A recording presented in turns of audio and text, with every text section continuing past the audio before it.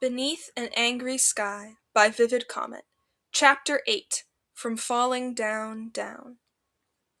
Grian stays overnight. They share Scar's bed, with Jelly sprawled out between them, and Scar takes comfort in the fact that Grian is by his side. The next morning, Grian stands up, stretches, and yawns. I have a shift today, he grumbles, and Scar opens his eyes blearily. Jelly is curled up on his chest, and he gently nudges her off so he can sit up straight. I don't want to go in. Don't, Scar suggests, then yelps and squints against the bright light that Grian turns on. Hey, I'm not awake yet! Don't care, Grian informs him, but he flicks off the overhead light and turns on a lamp instead. Ollie wouldn't mind, but I don't want to leave Tim hanging. I think he'll kill me if I don't show up, honestly. He hates it when I call out of work last minute. Come on, please. It's just one day. Jimmy will be fine. Scar, Grian says, and oh, this is his serious voice. What's wrong? Scar chews on his lip, then voices, I don't want you to leave. The memory of the Watchers is still like a noose around his neck, or maybe it's more than that. Maybe it's the lingering effects of being seen so intrusively.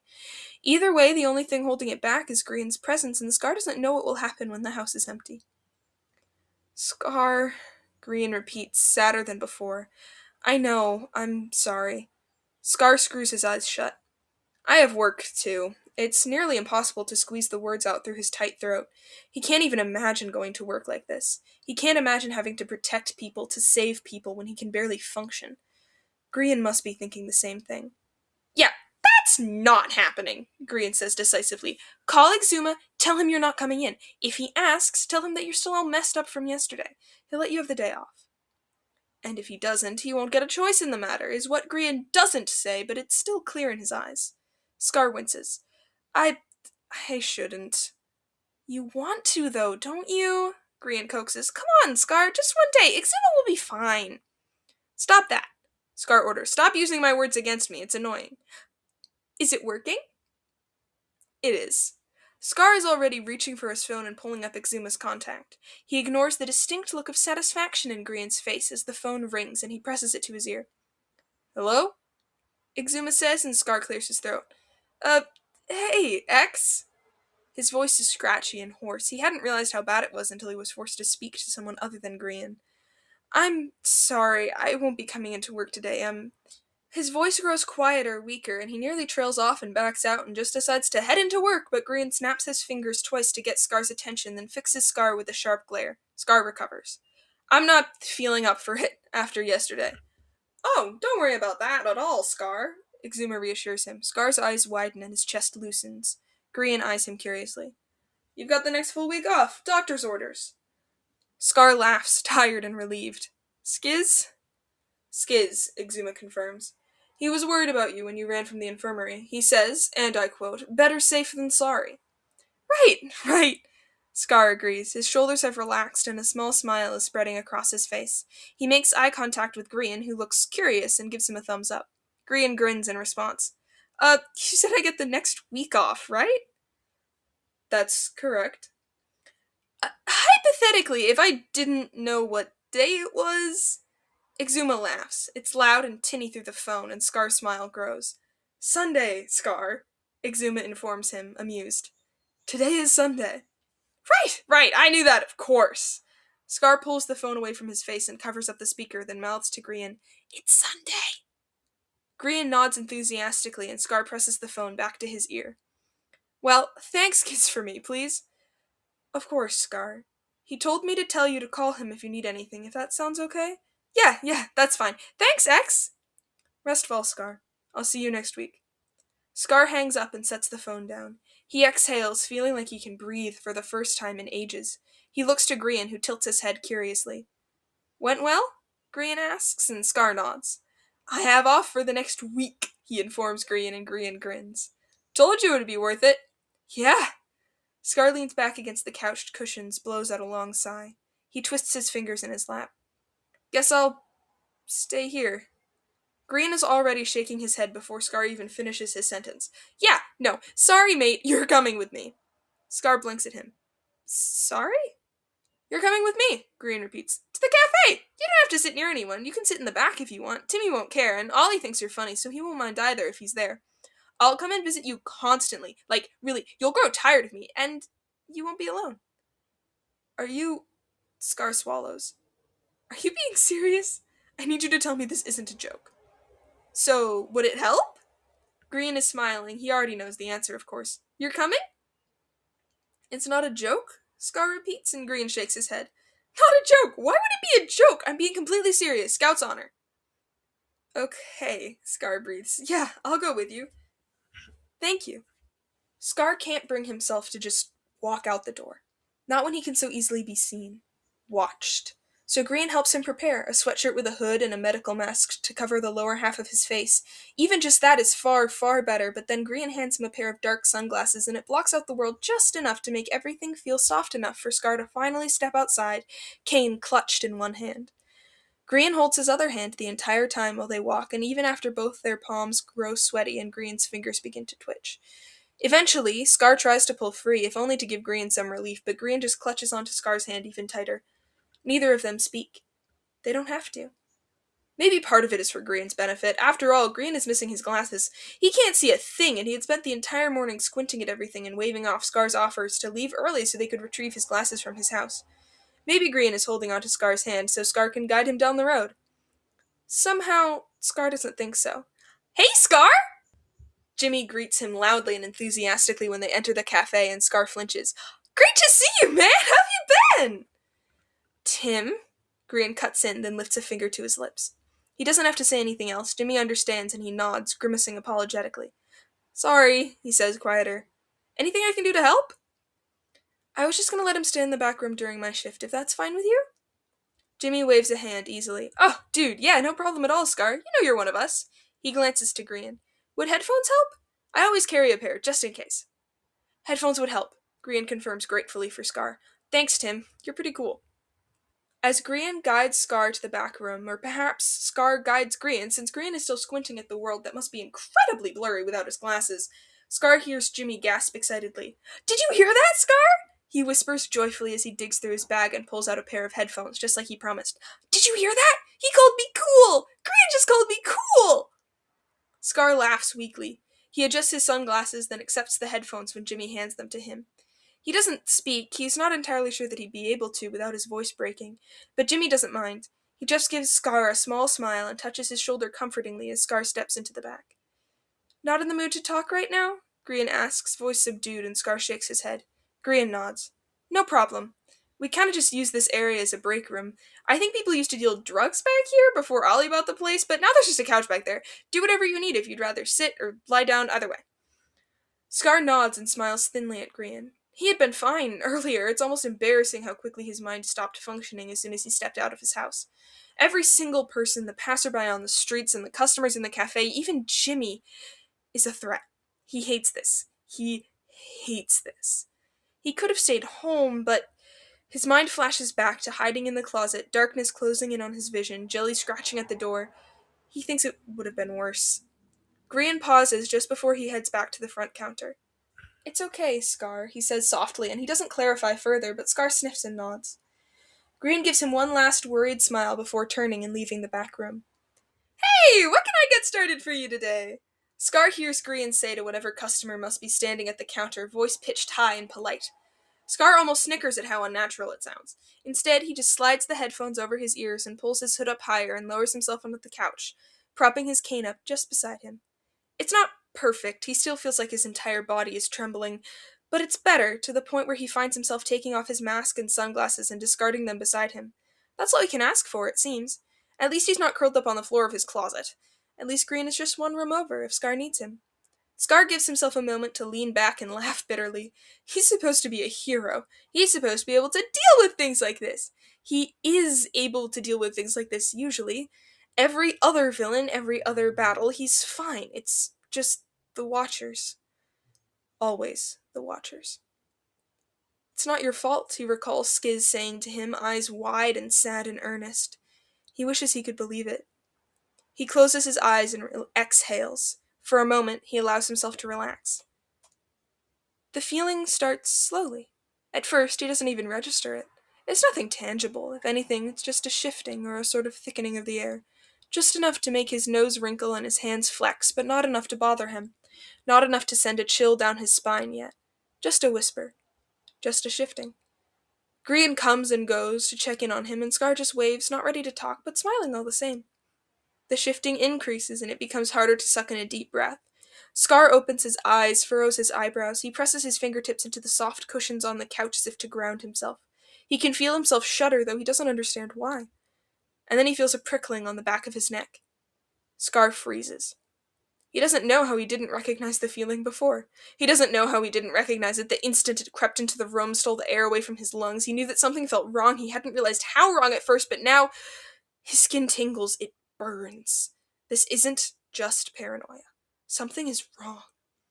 Grian is talking to a customer, and even if Scar couldn't feel the air hissing dangerously in his ears, he'd know that something was off just by listening to Grian's voice.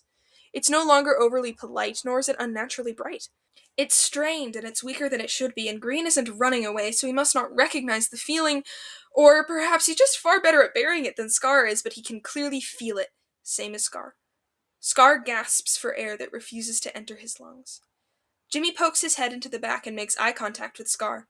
One moment he's grinning easily, lifting his hand in a half wave.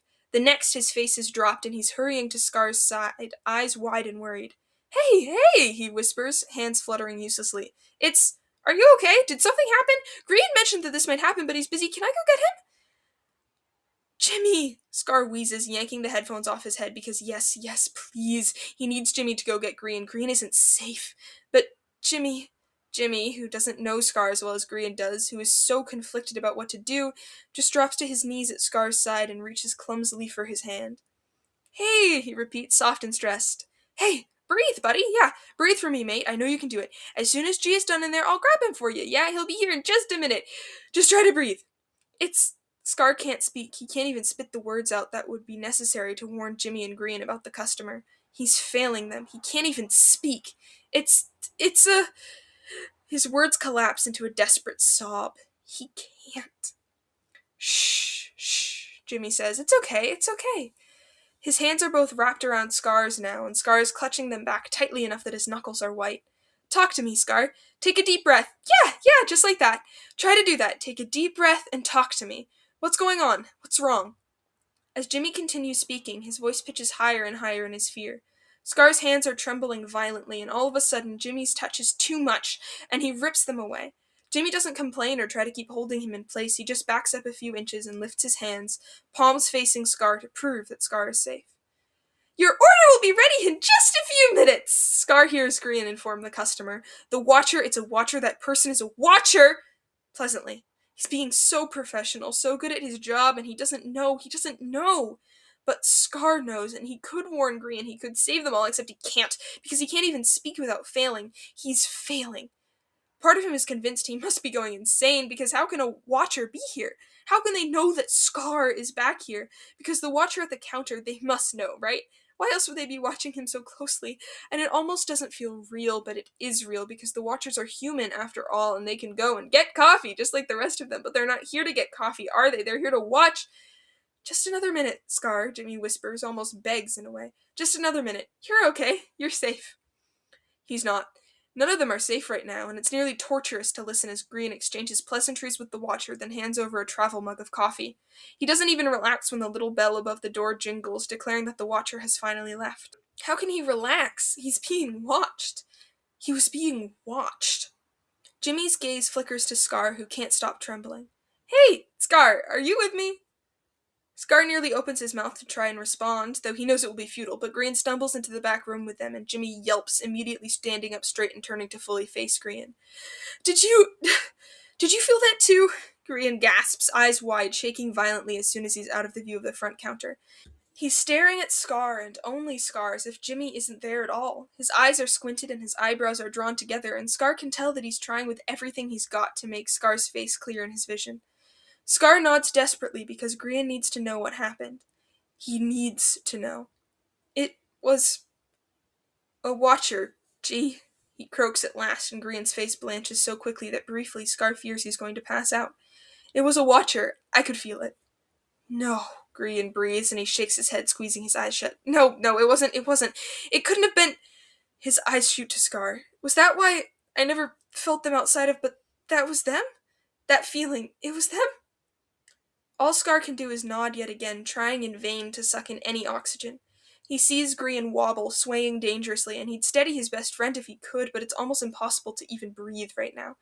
There's nothing he can do. Oh, Grian manages. Oh, that's why. Slowly, he sinks to the ground, lowering himself to the floor in an almost dazed state. That's why.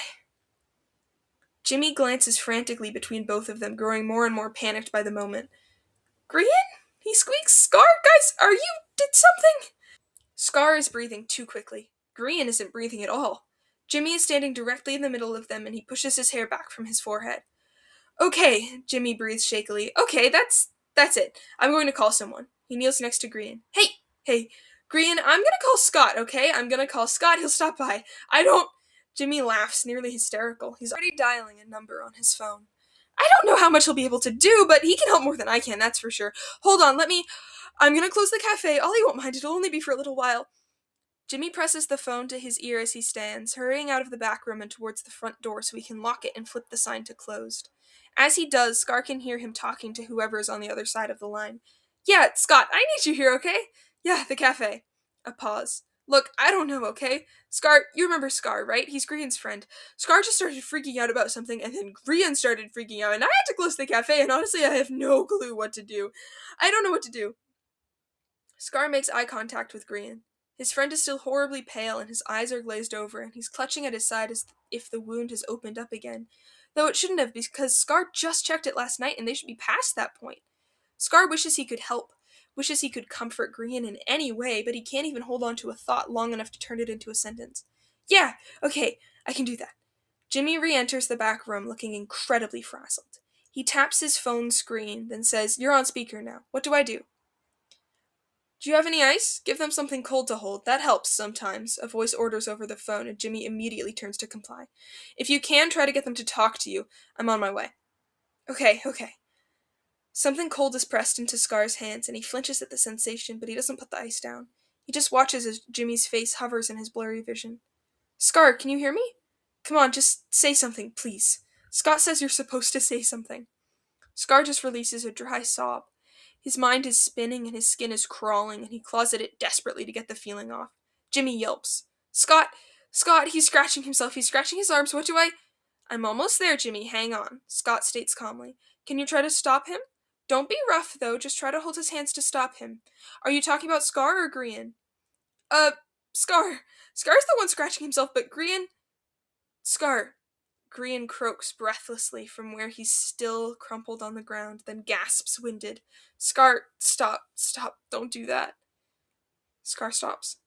Jimmy exhales, relieved, then whips around and turns to Grian. "Grian, speak to me, mate. Can you hear me?" I can hear you."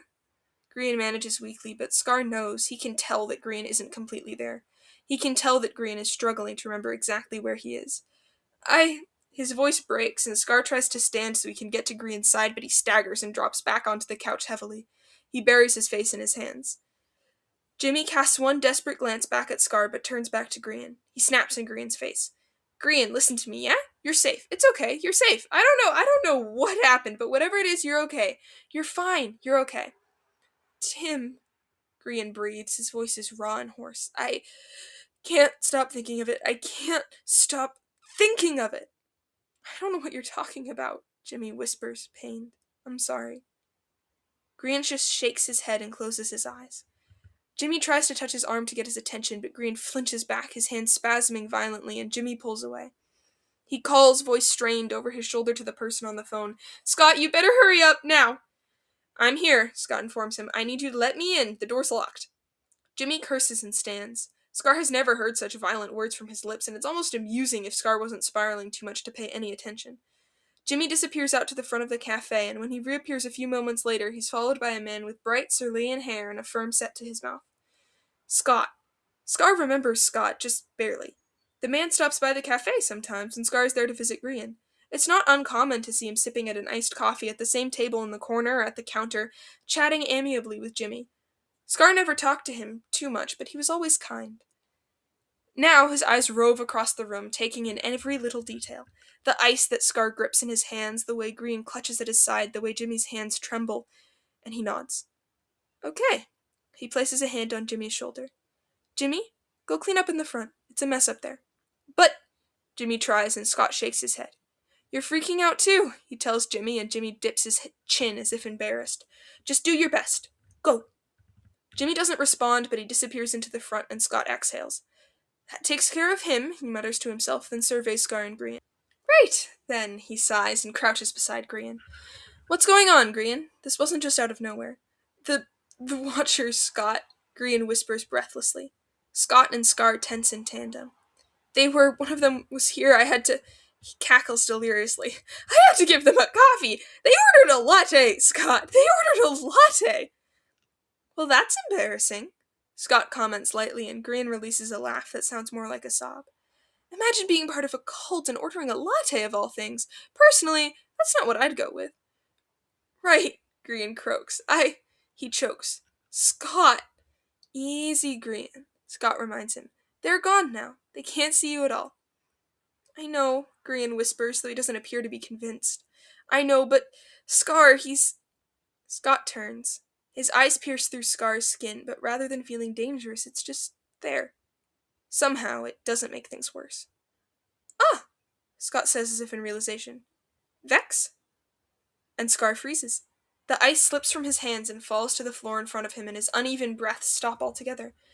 His eyes, searching wildly for an explanation, land on Grian, and he gasps for air, vision blurring. Scott isn't supposed to know. Scott shouldn't know. How does Scott know? Scar? Grian coughs, then tries again. Scar, it's okay. He's like us. Kind of. His words are weak, but it's not nearly as bad as it was before. He's weirdly good at making guesses or something? I don't know. It's okay. His voice cracks. It's fine, Scar. Please. I'm sorry. Scott apologizes quietly, and Scar's wide eyes shoot to him. I didn't mean to scare you. Grian and I have worked together in that realm in the past, and I'm not unfamiliar with the Watchers. Considering what happened yesterday at the battle, and, well, the pieces were unfortunately easy to put together. He shrugs. Plus, I had a hunch. His eyes look oddly bright. You've worked together? Scar shakes his head. I'm sorry, I don't understand. He feels dizzy. This doesn't make sense. Nothing makes sense. You may know me as Starling, Scott adds, as if that will help, and it does. Starling, the vigilante who has a tendency to save 100 people from a crime ring in one night, then disappear for weeks, then return and do it all over again. There was one time that Starling was seen running around with Mimic, pausing on top of rooftops to speak to each other before continuing on. Scar had been on patrol that night. It had been his job to catch them, but somehow Starling's presence made Mimic far more slippery than usual, and he couldn't track either of them for long enough to corner them. The next day, though, a corrupt politician was exposed. There was no information about how it happened, but Scar had always wondered. Now he has the confirmation he wanted. Starling, Scar echoes hoarsely. Scott nods, giving Scar a small smile. Scar tugs at his hair harshly enough to hurt, but Scott clicks his tongue and reaches forward to bat Scar's hand away. Don't do that, he advises. How are you feeling? Any better? And yeah, Scar is feeling better, actually. He's breathing easier, and his shoulders aren't nearly as hunched as they were, and though his skin is still sensitive, it's no longer itching or tingling. The air is calmer.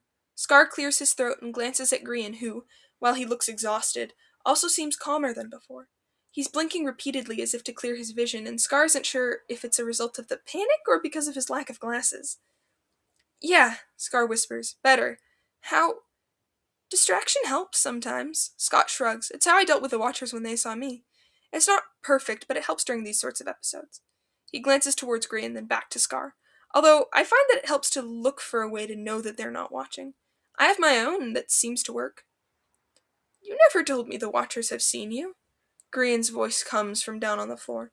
His legs are crossed now, and his arms are curled around his stomach.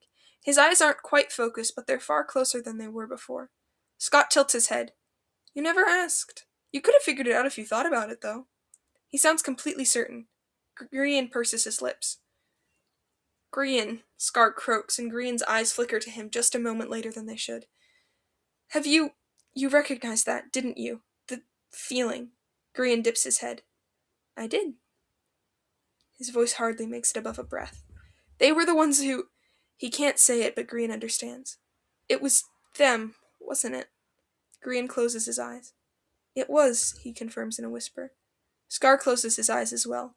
He feels a tear slip through his eyelashes and trickle down his cheek.